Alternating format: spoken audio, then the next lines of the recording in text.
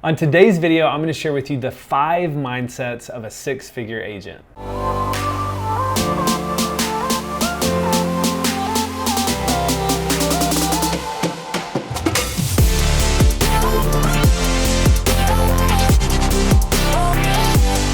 Hey guys, it's Kevin Scoggin with kevinscoggin.com, and I want to thank you for checking out today's video. I'm really excited to jump into this topic.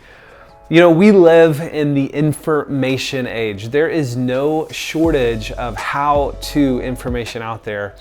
And what I think is so interesting though is that so many agents still struggle to get traction in their business. They still struggle to break that 6-figure barrier. And when I consider this question, I just ask myself, why is that, right?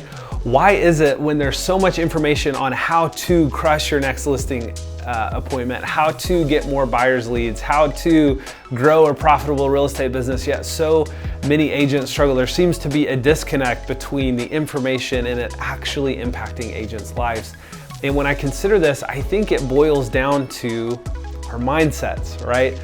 One of Tony Robbins' most famous quotes is that success is 20% tactics and 80% psychology. In other words, what he's saying is that success only boils down to about 20% of the actual practical, tactical information we know, but the vast majority is really how we apply that information, right? It's how we believe about ourselves. It's how we believe even about that information we know. It's our mindsets. And so we're going to be diving into 5 mindsets that I believe every 6-figure agent you know embodies.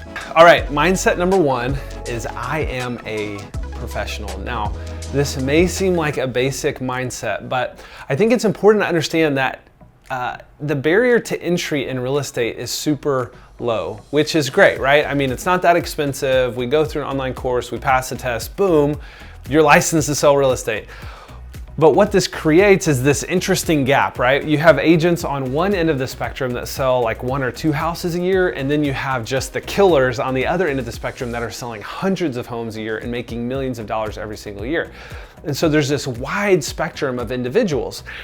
And when we adopt this mentality, even if you're not selling 100 homes a year, it moves you along the spectrum. And when you begin to see yourself like a professional, your clients will begin to see you and treat you as a professional. So what does it mean to be a professional in the real estate industry? Well, I think it means to show up to work every day dressed nicely so that you can go show a property at a moment's notice. I think it means returning calls and voicemails promptly. I think it means having a consistent process that you take your business through, that you take clients through. I think it means being serious and intentional about selling property. You know, all the time I see agents in my brokerage, they kind of stroll in at 10 a.m., they're wearing their pajamas because they don't have a showing today, right? That's not the mindset of a professional. And so if this isn't already a mindset for you, I just want to challenge you to start seeing yourself as a professional. And I want you to ask yourself, how do you treat your dentist? How do you treat your attorney? How do you treat your doctor, right? And I want you to start embodying those mentalities. We see them in general in society. We see these people as professionals, right? And so I want to challenge you to start embodying this, showing up to work on time every day, going through the same processes, routines, and systems, okay? So mindset number 1 is I am a professional. Mindset number 2 is nobody owes me anything. Now, this may be more practical for some of you newer agents out there, but we've all experienced this as a real estate agent, right?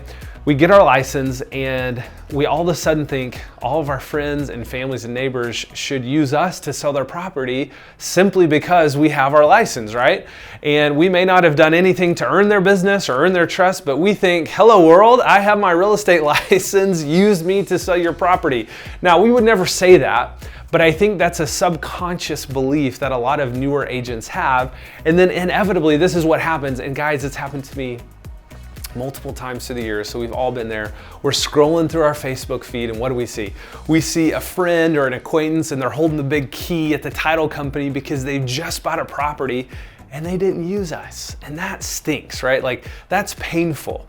And it can totally derail us if we're not careful, right? But a professional and a 6-figure agent understands that, you know what?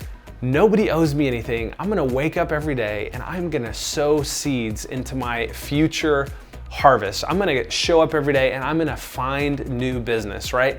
That is the mentality of a six-figure agent. And the give me business, right? When you get the text on your phone to, hey, can you come list our house? Can you come write the offer for this house from your friends, from your family members? Well, we let that be the cherry on top, but that's not how we're building our business, right? Because we understand that nobody owes us anything. Number 3, comfort zone equals income zone. Now, this literally almost caused me to fail in this business in my first year, not understanding this, okay? I was so afraid as a new agent to put myself out there. I was so afraid to get rejected. I was so afraid to look foolish that I almost failed. Literally, we got to the point where if something didn't change in a matter of a couple weeks, I was gonna have to quit selling real estate and go get a job just to provide for my family, until I understood that my comfort zone equals my income zone. And so I would say it like this: everything you want in your life, everything you want in your income, everything you want in your business is on the other side of your comfort zone.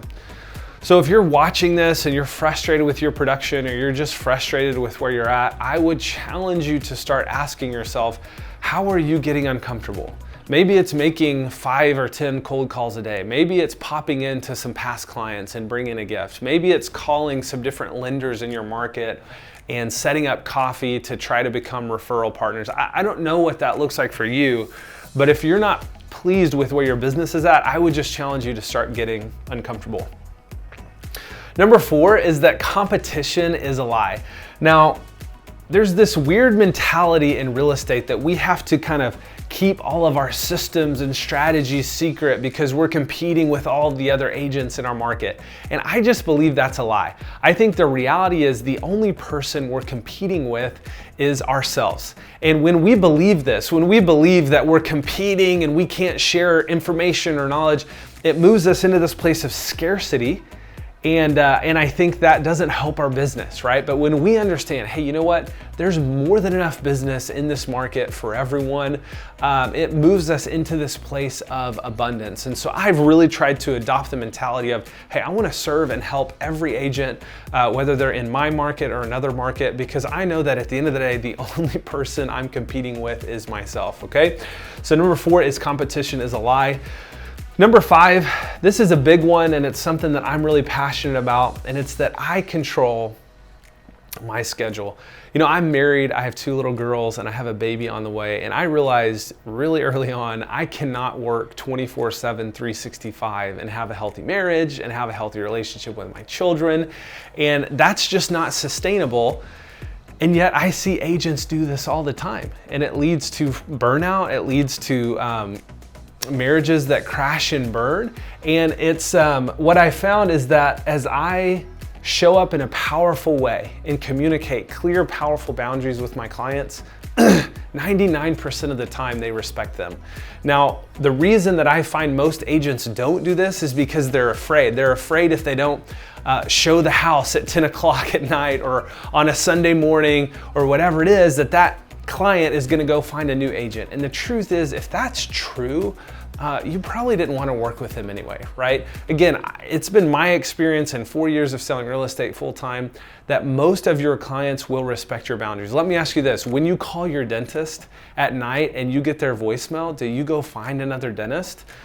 Unless it's an emergency, chances are the answer to that question is no, right? So it goes back to that first mentality of the more you can see yourself as a professional and communicate clear and powerful boundaries to your clients, they're gonna respect that, and they're gonna understand that you are a serious real estate professional in their market, and they're gonna use you. And not only that, but they are gonna trust you, okay?